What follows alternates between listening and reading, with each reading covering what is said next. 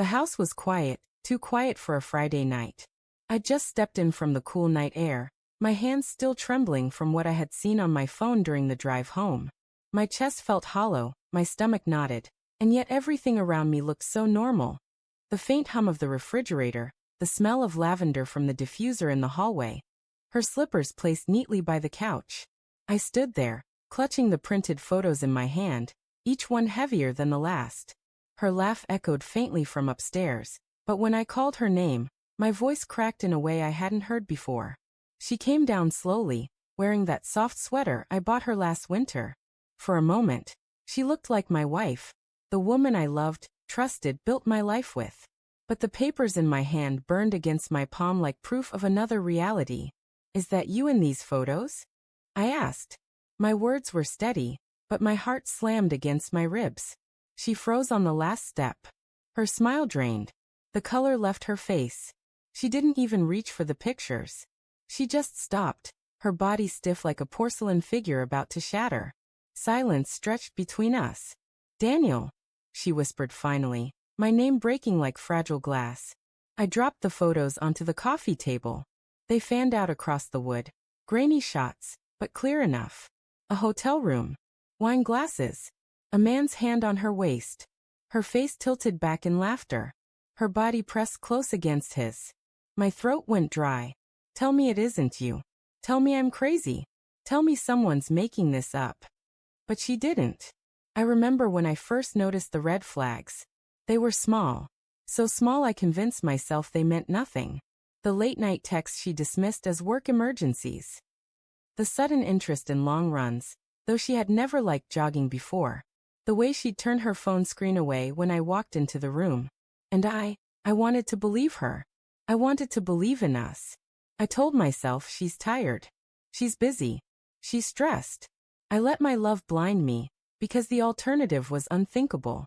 Now, standing in the living room we'd decorated together, the truth stared back at me from glossy paper. Say something. I demanded, my voice louder now. Her lips parted, but no sound came out. Her hands trembled as she finally stepped forward, gathering the photos into a pile like sweeping away broken glass. She didn't look at them. She couldn't. It was a mistake, she said finally, her voice low. A mistake? I laughed, though it came out jagged, bitter. That's what you call this. A mistake. She flinched.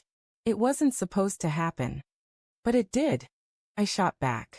Over and over, right? Not just once. Not just some accident. Tears welled in her eyes, and for a split second, the sight broke me. Because even now, even after seeing her betrayal in ink and pixels, part of me still loved her. Part of me wanted to reach out, to hold her, to pretend it was all some nightmare. But another part, the part that remembered every lie, every excuse, every night she turned away from me in bed, wanted to scream. Who is he? I asked. My voice was a whisper now, sharp and dangerous. She hesitated, then shook her head. It doesn't matter. It matters to me. I slammed my hand on the table, the photos scattering again.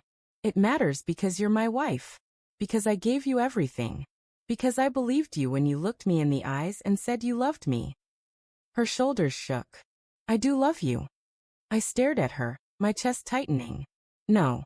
No, you don't. You don't do this to someone you love. The clock on the wall ticked, filling the silence. I could hear the faint buzz of the street lamp outside. The whole world felt unbearably loud in that moment, like it wanted to remind me that life was moving forward while mine had just stopped. She sank onto the couch, her face buried in her hands. I was lonely, she said finally. You were working late. You were tired. You stopped seeing me. Her words hit me like a punch. Guilt, anger, shame, and disbelief swirled together until I could hardly breathe. Yes, I'd been working late. Yes, I'd been tired. But it was for us, for the house, the bills, the life we said we wanted. So that's it.